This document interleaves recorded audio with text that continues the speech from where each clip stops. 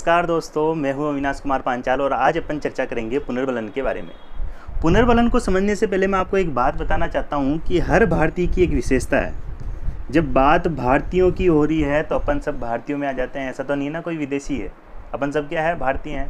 हर भारतीय की विशेषता है कि भारतीय अपने घर से ज़्यादा दूसरों के घर में रुचि रखता है, दूसरों की घर की जानकारी रखता है, पड़ोसी पड़ोसन के बारे में और पड़ोसन पड़ोसी की जो है जानकारी पूरी रखती है। ऐसी किसकी क्वालिटी है? भारतीयों की क्वालिटी है। इसी बात में मैं आपको बताना चाहता हूँ, मेरा एक फ्रेंड है, तो मेरे फ्रेंड की शादी 10-12 साल पहले हो गई थी।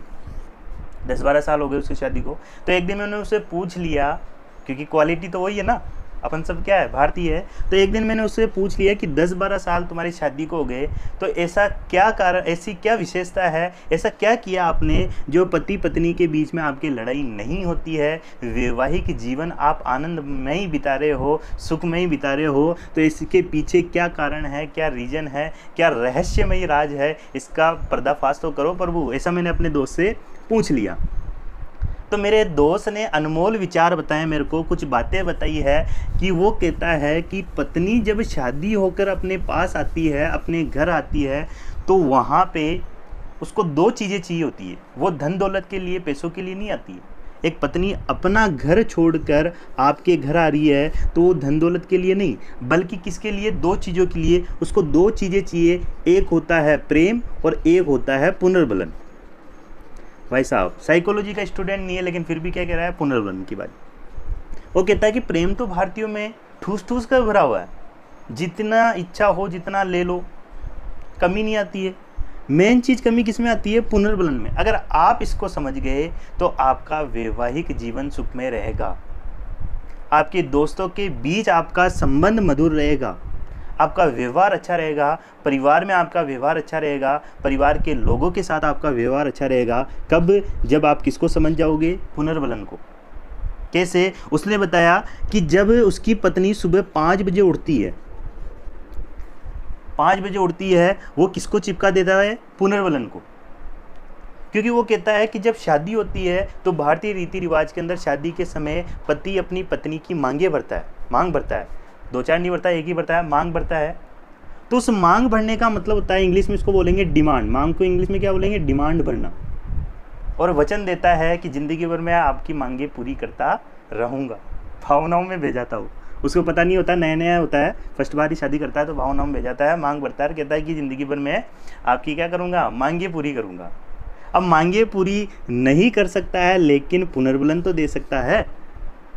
वे सारी मांगे पूरी करना तो सब जो है स्वाभाविक नहीं है, लेकिन वो क्या दे सकता है? पुनर्बलन। तो मेरे दोस्त ने क्या कहा कि उसकी पत्नी जब 5 बजे उठती है तो वो किसको चिपका देता है? पुनर्बलन को। अरे वाह, तुम तो बहुत जल्दी उठती हो, तुम तो बहुत अच्छी हो, हाँ, समय पे उठ जाती हो। 5:15 बजे उसकी पत्नी जब झाड़ू पोछे करती है तो उसकी तारीफ कर देता है, यार सफाई सफाई तुम्हारे पीछे, मज़ा आ गया वास्तव में, बीवी हो तो तुम्हारी जैसी।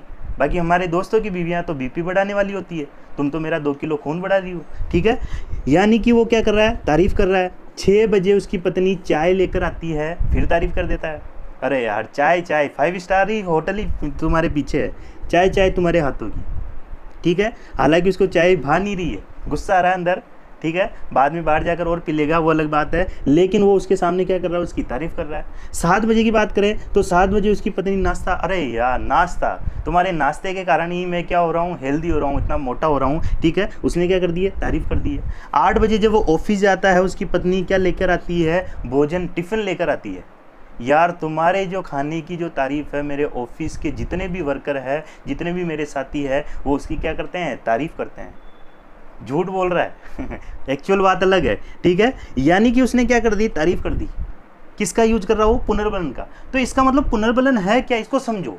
पुनर्बलन वह उद्दीपक होता है, वह घटना होती है जो आपकी वांछित अनुक्रिया के बढ़ने की संभावना को बढ़ा देती है, आपकी अनुक्रिया को बढ़ा देती है। उसको अपन क्या कहते हैं? पुनर्बलन कहते हैं। क्या कहते हैं? पुनर्बलन। सीधा सीधा ऐसे समझो, जो आपकी अनुक्रिया को बढ़ा रहा है, आपकी क्रिया को बढ़ा रहा है, ऐसे उद्दीपकों को अपन क्या कहेंगे? पुनर्बलन कहेंगे। इसके विपरीत अगर इसका यूज आप नहीं करोगे तो आपका वैवाहिक जीवन गड़बड़ा जाएगा। कैसे? 5 बजे की जगह अगर आपकी पत्नी 6 बजे उठ रही है और आप उसको कह रहे हो कि ये क्या सोने का टाइम है क्या, पूरा संसार उठ चुका है यार, तू भैंसे की तरह सो रही है, तो वहाँ क्या हो जाएगी? लड़ाइयाँ हो जाएगी। आपका वैवाहिक जीवन क्या हो जाएगा? गड़बड़ा जाएगा।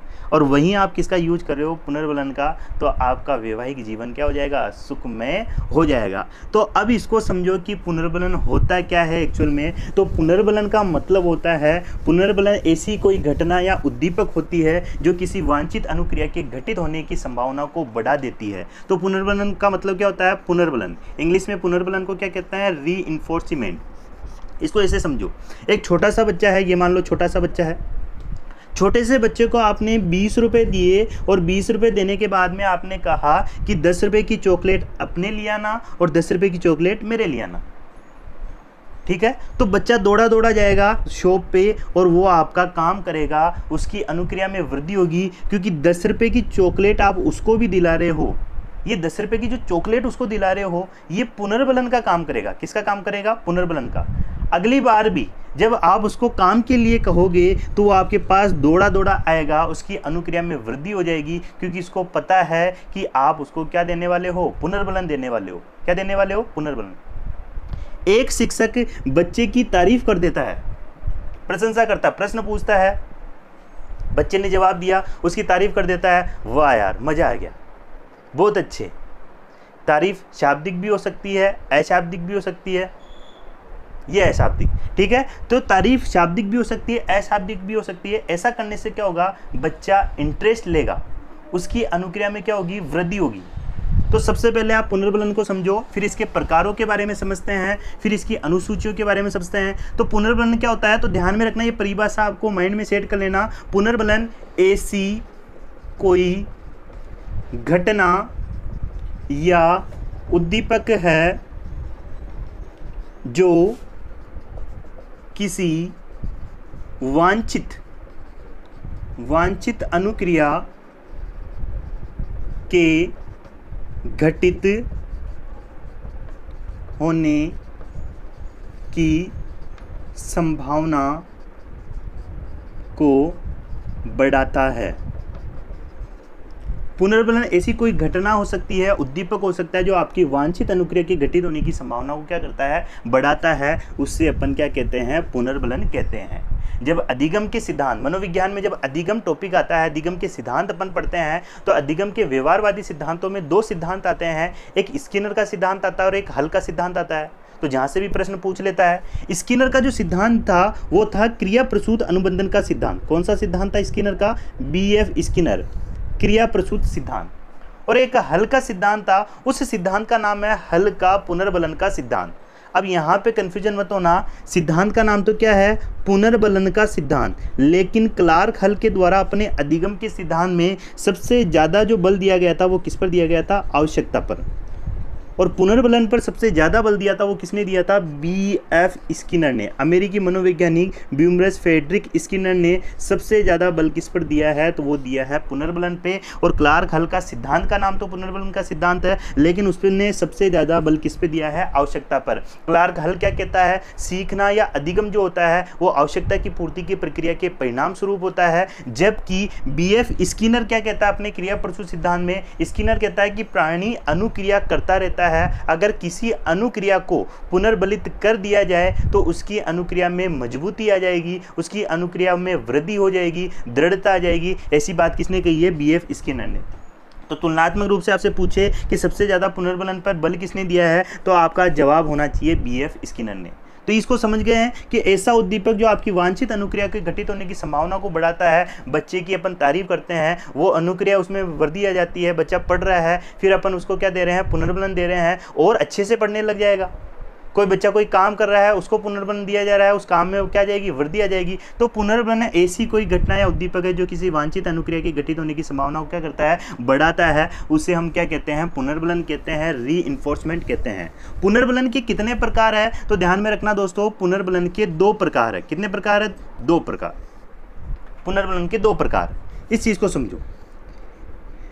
एक है सकारात्मक पुनर्बलन, सकारात्मक कह लो या धनात्मक कह लो, एक ही बात है। और एक है ऋणात्मक पुनर्बलन,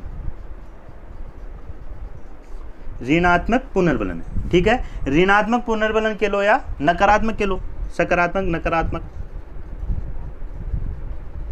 ये पुनर्बलन के 2 प्रकार है। अगर आपसे पूछे पुनर्बलन के कितने प्रकार है, 2 प्रकार है। ये सभी को पता है, जो अपन ने परिभाषा लिखी है वो एक तरीके से किसकी है, सकारात्मक पुनर्बलन की।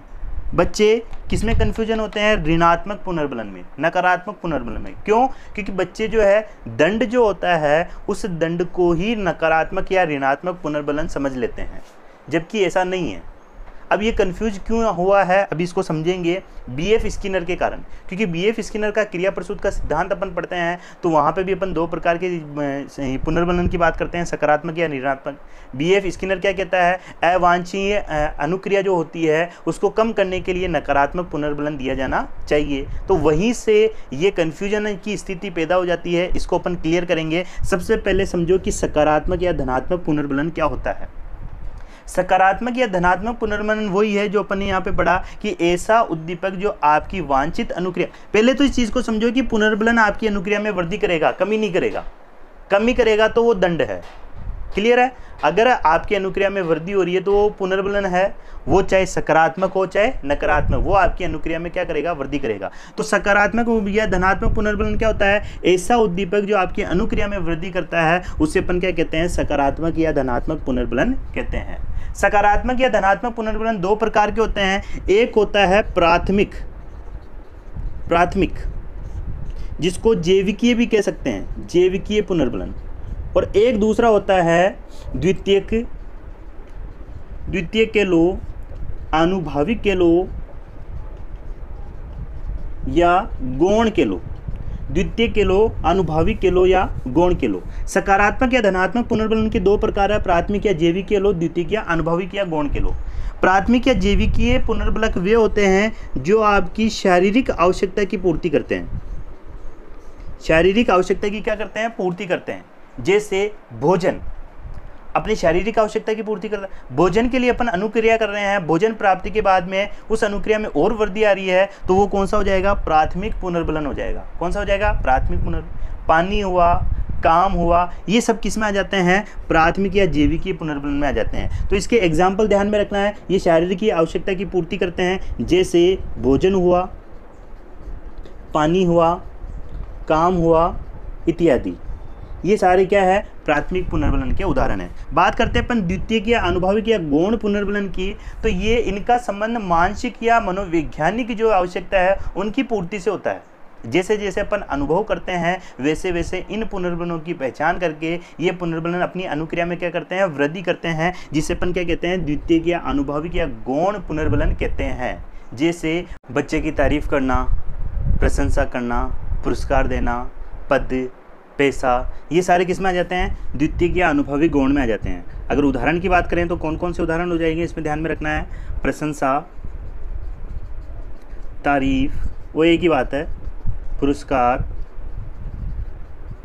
पद या पैसा, धन जिसको अपन कह सकते हैं, ये सारे किस में आ जाएंगे, द्वितीयक या अनुभाविक या गौण। यानी कि कहने का मतलब है सकारात्मक या धनात्मक के 2 प्रकार है। एक जो आपकी शारीरिक आवश्यकता की पूर्ति करता है, एक जो आपकी मानसिक या मनोवैज्ञानिक आवश्यकता की पूर्ति करता है। शारीरिक आवश्यकता की पूर्ति कौन कौन से करते हैं, तो भोजन, पानी, काम इत्यादि, ये आपकी शारीरिक आवश्यकता की पूर्ति करते हैं। इन्हें हम सकारात्मक पुनर्बलन में जैविकीय या प्राथमिक पुनर्बलन की श्रेणी में रखते हैं। जबकि द्वितीयक या अनुभाविक या गौण या अर्जित पुनर्बलन की बात करें तो इसमें आ जाता है तारीफ करना, प्रशंसा करना, पुरस्कार, पद, पैसा, ये किसके उदाहरण हैं, द्वितीयक या अनुभाविक या गौण पुनर्बलन के उदाहरण हैं। तो ये समझ में आ गया। सकारात्मक या धनात्मक क्या होते हैं, ऐसे उद्दीपक जो क्रिया को, अनुक्रिया को क्या कर देते हैं, बढ़ा देते हैं, उसको अपन क्या कहते हैं, सकारात्मक या धनात्मक पुनर्बलन कहते हैं। जबकि अगर बात करें ऋणात्मक पुनर्बलन की, नकारात्मक पुनर्बलन की, जो कि इंपॉर्टेंट है, इसमें कोई दिक्कत नहीं है। दिक्कत कहाँ है, ऋणात्मक या नकारात्मक पुनर्बलन में है, तो इसको अपने को अच्छे से समझना है।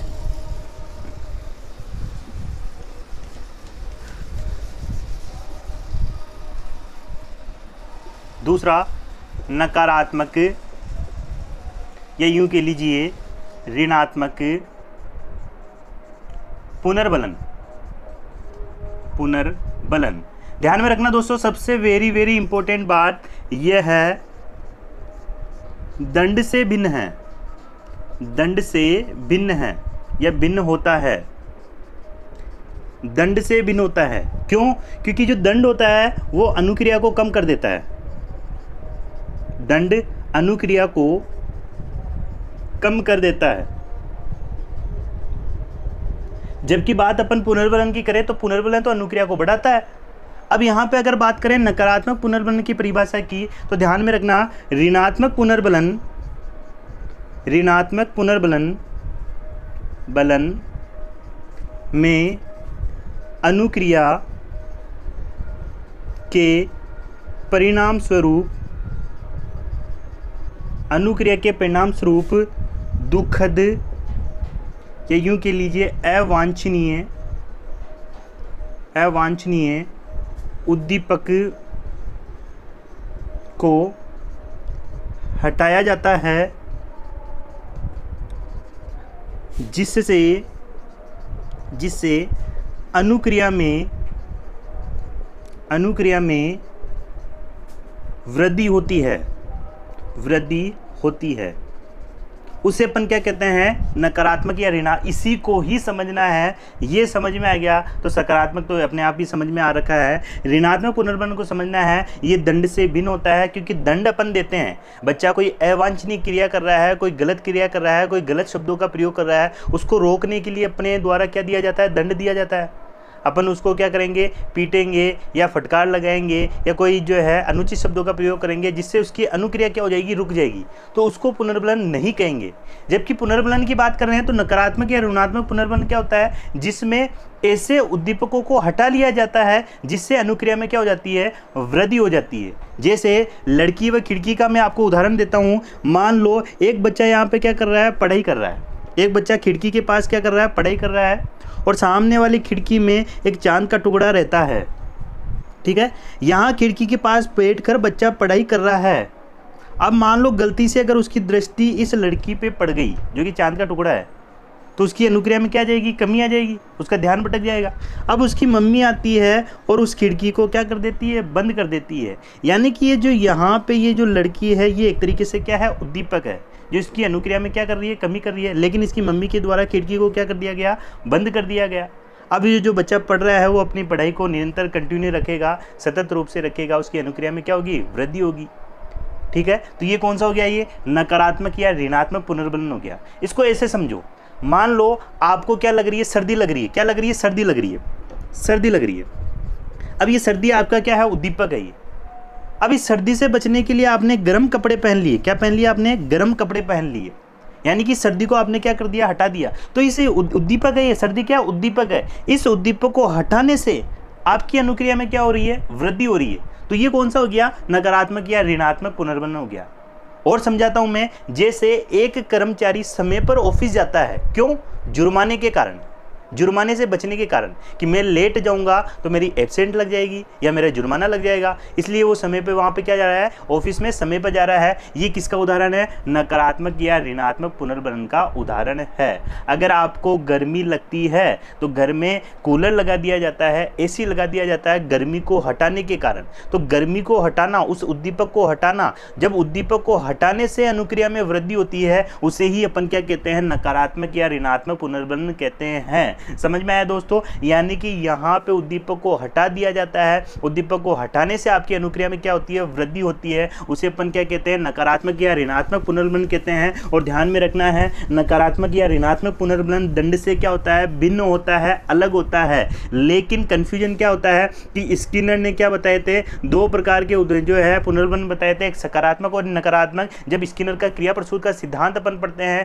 तो स्किनर क्या कहता है, स्किनर कहता है कि बच्चों में जो वांछनीय जो अनुक्रिया होती है, उनको अगर आप चाहते हो, उसमें वृद्धि करना चाहते हो, तो सकारात्मक पुनर्बलन दो, और अवांछनीय अनुक्रिया है उसको अगर आप कम करना चाहते हो तो नकारात्मक पुनर्बलन दो। यानी कि वहाँ पे स्किनर ने ये बात कही थी कि अनुक्रिया को कम करने के लिए आप क्या दो, नकारात्मक पुनर्बलन। इसीलिए यहाँ पे कन्फ्यूजन पैदा हो जाता है। जबकि आपको ध्यान में रखना है, नकारात्मक या ऋणात्मक पुनर्बलन तो वो होता है जिसमें उद्दीपक को हटाया जाता है, कष्टदायी, दुखदायी, अवांछनीय या पीड़ादायी जो उद्दीपक होते हैं उनको हटा लिया जाता है और उससे अनुक्रिया में वृद्धि होती है। उससे अपन क्या कहते हैं, नकारात्मक या ऋणात्मक पुनर्बलन कहते हैं। तो यही कन्फ्यूजन है। तो यहाँ पे आपको ध्यान में रखना है, नकारात्मक या ऋणात्मक पुनर्बलन क्या होता है? ऐसे उद्दीपक जो कष्टदायी होते हैं, दुखदायी होते हैं, अवांछनीय होते हैं, पीड़ादायी होते हैं, जिनको हटाने से अनुक्रिया में वृद्धि होती है, ऐसे उसको अपन क्या कहते हैं? नकारात्मक पुनर्बलन कहते हैं, ऋणात्मक पुनर्बलन कहते हैं। जैसे फॉर एग्जाम्पल ठंड से बचने के लिए, एग्जाम्पल की बात करें तो ठंड से बचने के लिए गर्म कपड़े पहनना, और यही आएंगे आपके पहनना। जो माध्यमिक शिक्षा बोर्ड में बकायदा ये एग्जाम्पल दे रखे हैं तो उनको आपको ये विशेष ध्यान में रखना है। गर्मी से बचने के लिए एसी का प्रयोग करना, ये किसका उदाहरण है? नकारात्मक या ऋणात्मक पुनर्बलन का उदाहरण है। फिर आगे बात करें तो ऑफिस में जुर्माने से बचने के लिए समय पर जाना, पिताजी के आने से पूर्व ही पढ़ाई करने बैठना। ठीक है, ये किसके उदाहरण हो गए? नकारात्मक या ऋणात्मक पुनर्बलन के उदाहरण है। ये आपको ध्यान में रखने हैं। ये आपकी माध्यमिक शिक्षा बोर्ड किताबों में दे रखा है, तो वैसे ही ये इंपॉर्टेंट हो जाते हैं। डायरेक्टली आपके जो है डायरेक्टली प्रश्न आ जाएगा, ये एग्जाम्पल डायरेक्टली आ जाएगा। ठंड से बचने के लिए गर्म कपड़े पहनना, यह है पुनर्बलन का कौन सा प्रकार है? सकारात्मक है या नकारात्मक है? तो आपको ध्यान में रखना है, ये नकारात्मक या ऋणात्मक पुनर्बलन है। पुनर्बलन होता है तो दंड से भिन्न होता है, दंड से अलग होता है, क्योंकि दंड अनुक्रिया में कमी करती है, जबकि पुनर्बलन की परिभाषा है कि वो अनुक्रिया को क्या करता है? बढ़ाता है। तो ये आपको ध्यान में रखना है, इसीलिए पुनर्बलन दंड से क्या होता है? भिन्न होता है। फिर अगर अपन आगे बात करें तो बीएफ स्किनर ने पुनर्बलन के प्रकार या अनुसूचियां बताई है स्किनर के द्वारा। किसके द्वारा? स्किनर के द्वारा। पुनर्बलन की अनुसूचियां एक तरीके से प्रकार ही है। ये कितनी बताई हैं? 2। एक होता है सतत पुनर्बलन अनुसूची, और एक होता है आंशिक पुनर्बलन अनुसूची। तो यहाँ पे ध्यान में रखना, ये 2 प्रकार हो गए। एक तरीके से सतत पुनर्बलन का मतलब क्या होता है? अपन लगातार बच्चे को क्या दे रहे हैं? पुनर्बलन दे रहे हैं, लगातार बच्चे की तारीफ कर रहे हैं। बच्चे ने कोई जवाब दिया, जैसे मान लो एक शिक्षक है, शिक्षक ने प्रश्न पूछा कि बताओ हम किस देश में रहते हैं? बच्चे ने कहा हम भारत में रहते हैं। शाबाश, मज़ा आ गया। फिर प्रश्न पूछा उसी बच्चे से कि बताओ जो है अपना राज्य का नाम क्या है? फिर उसने कहा राजस्थान है। शाबाश, मज़ा आ गया। यानी कि हर अनुक्रिया पे आप उसको क्या दे रहे हो? पुनर्बलन दे रहे हो, हर अनुक्रिया पर। तो वो क्या कहलाएगा? सतत पुनर्बलन कहलाएगा, कंटिन्यूअस पुनर्बलन कहलाएगा। और एक होता है आंशिक पुनर्बलन, एक समय के पश्चात पुनर्बलन दिया जाता है, उसे अपन क्या कहते हैं? आंशिक पुनर्बलन दिया कहते हैं। एक अंश के रूप में पुनर्बलन दिया जाता है, उसे अपन क्या कहते हैं? आंशिक पुनर्बलन। तो पहला प्रश्न बनता है कि इन दोनों में से सबसे बेस्ट कौन सा होता है? तो इन दोनों में से सर्वश्रेष्ठ होता है आंशिक पुनर्बलन, क्योंकि अर्थशास्त्र आपने कभी ना कभी पढ़ी होगी। तो अर्थशास्त्र में एक सीमांत उपयोगिता हास्य का नियम होता है। ज़रूरत से ज़्यादा हर चीज़ जो होती है उसका महत्व क्या हो जाता है? कम हो जाता है। पानी ज़्यादा है, महत्व तो ज़्यादा है, उसकी वैल्यू क्या हो जाती है? कम हो जाती है। पानी ज़्यादा है तो उसकी वैल्यू क्या है? कम है। हीरा है वह कम है, इसलिए उसकी वैल्यू क्या है? ज़्यादा है। उसी प्रकार से अगर आप पुनर्बलन भी ज़्यादा दोगे तो उसकी वैल्यू क्या हो जाएगी? कम हो जाएगी। बार बार अगर आप बच्चे को पुनर्बलन दे रहे हो तो बच्चा उस पुनर्बलन की वैल्यू को कम मानेगा, कम आंकेगा। इसलिए सतत पुनर्बलन की बजाय आपको क्या देना चाहिए? आंशिक पुनर्बलन दिया जाना चाहिए। अब बात कर रहे हैं अपन आंशिक पुनर्बलन की, तो ध्यान में रखना दोस्तों, आंशिक पुनर्बलन के भी कितने प्रकार है? 2 प्रकार है। आंशिक पुनर्बलन के कितने प्रकार है? 2 प्रकार है। कौन कौन से? एक है अनुपात आंशिक पुनर्बलन, अनुपात, और एक है अंतराल पुनर्बलन। छोटा सा कॉन्सेप्ट है, इसको भी समझ लो। अनुपात, जिसको इंग्लिश में अपन बोलते हैं रेशियो। यानी कि अपने जितना काम कर रहे हैं या बच्चा जितना काम कर रहे हैं उसके काम के अनुपात में अगर आप उसको पुनर्बलन दे रहे हो तो वो कौन सा हो जाएगा, अनुपात पुनर्बलन। जैसे एक श्रमिक आता है, आपने देखा होगा एक मजदूर आता है, मजदूर वो जो है अपने काम के अनुसार, अगर वो कारीगर है तो उसके काम के अनुसार वो क्या लेके जाता है, पैसा लेके जाता है। मजदूर है तो उसके काम के अनुसार क्या लेके जाता है, मेहनताना लेके जाता है। ठीक है, यानी कि यहाँ पे क्या है, उसके अनुपात के आधार पर क्या दिया जाता है, पुनर्बलन दिया जाता है। इसके भी कितने प्रकार है तो ध्यान में रखना, इसके भी कितने प्रकार है, 2 प्रकार है। एक होता है निश्चित अनुपात पुनर्बलन होता है और एक होता है प्रतिवृत्तीय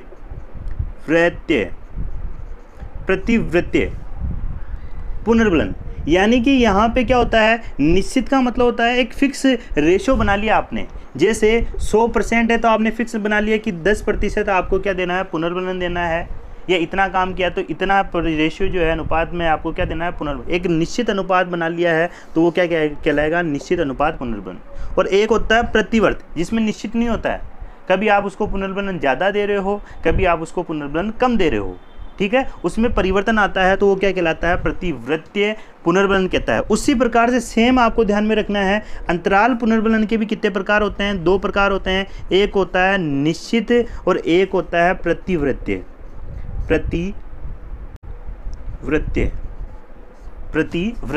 सेम अंतराल पुनर्बलन का मतलब होता है एक निश्चित समय के अंतराल में, एक निश्चित समय।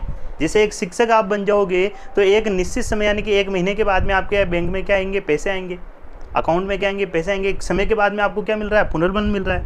अंतराल पुनर्बलन, यहाँ पे मैंने अनुपात के हिसाब से बताया था, वो जो मेहनताना बताया था अनुपात के हिसाब से, यहाँ पे अंतराल को समझो। यहाँ पे जैसे एक निश्चित समय के बाद में आपने जैसे मान लो बच्चे का टेस्ट लिया, वो टेस्ट साप्ताहिक हो सकता है, मासिक हो सकता है, उसके बाद में एक निश्चित समय के बाद में आप बच्चे को क्या दे रहे हो, पुनर्बलन दे रहे हो। या आप जो रोजाना डेली कोई क्विज स्टार्ट कर दी और आपने एक बना रखा है, एक सिस्टम बना रखा है कि 2 दिन या 3 दिन के बाद में मैं क्या दूंगा, बच्चों को इनाम दूंगा, पुरस्कार दूंगा, यानी कि वो क्या है, निश्चित है। वहाँ पे आपने फिक्स कर रखा है 2 दिन, 5 दिन या 1 सप्ताह के अंदर मेरे को क्या देना है, पुनर्बलन देना है, तो वो क्या हो जाएगा, एक अंतराल पुनर्बलन हो जाएगा। और कौन सा प्रकार हो जाएगा, निश्चित।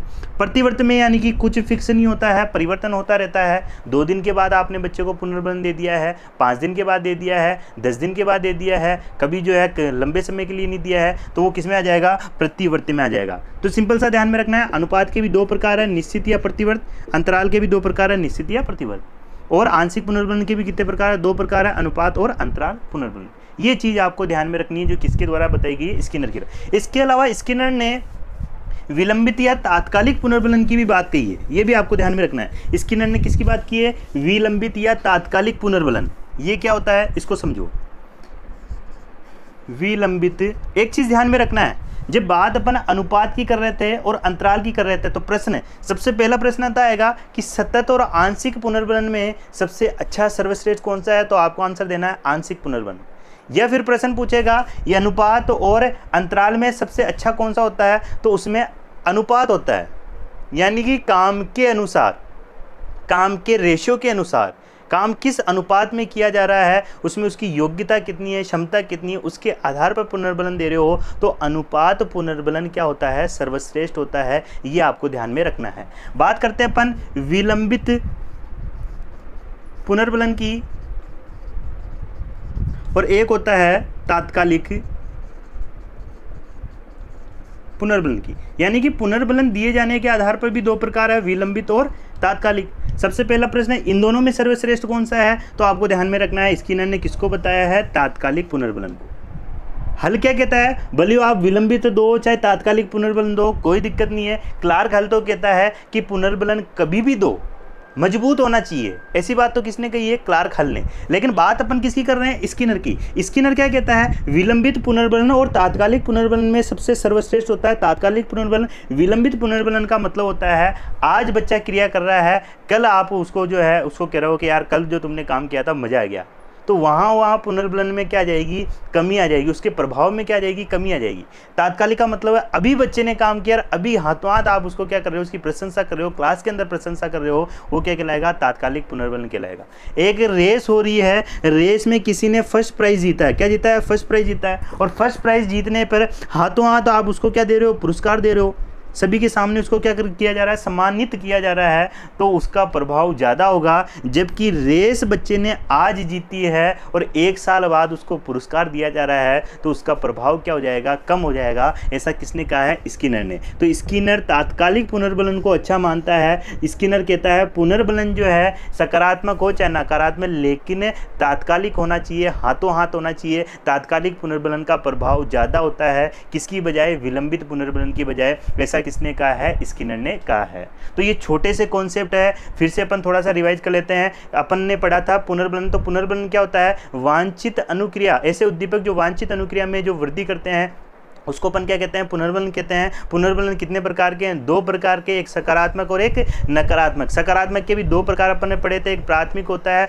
जिसको जैविकीय भी कहते हैं, और एक द्वितीयक होता है, गौण होता है, जिसे अर्जित या आनुभाविक भी कहते हैं। फिर अपन ने पढ़ा नकारात्मक या ऋणात्मक। उद्दीपकों को हटाने से अनुक्रिया में वृद्धि होती है, तो उसको अपन नकारात्मक या ऋणात्मक पुनर्बलन कहते हैं। ठीक है, इसके अंदर अपन ने पढ़ा था कि नकारात्मक या ऋणात्मक पुनर्बलन जो होता है वो दंड से क्या होता है, भिन्न होता है। फिर अपन ने पढ़ा पुनर्बलन की अनुसूचियां 2 प्रकार की, एक सतत और एक आंशिक है। आंशिक ज़्यादा अच्छी होती है किसकी बजाय, सतत की बजाय, ये आपको ध्यान में रखना है। फिर आंशिक के अंदर भी 2 प्रकार है, एक अनुपात है, एक अंतराल है। अंतराल से बजाय अनुपात जो होता है पुनर्बलन वो क्या होता है, सर्वश्रेष्ठ होता है। उसके अलावा बात करें तो स्किनर ने 2 प्रकार और बताए हैं, विलंबित पुनर्बलन और तात्कालिक पुनर्बलन। तात्कालिक पुनर्बलन जो होता है वो क्या होता है, अच्छा होता है। ऐसा किसने कहा है, स्किनर ने।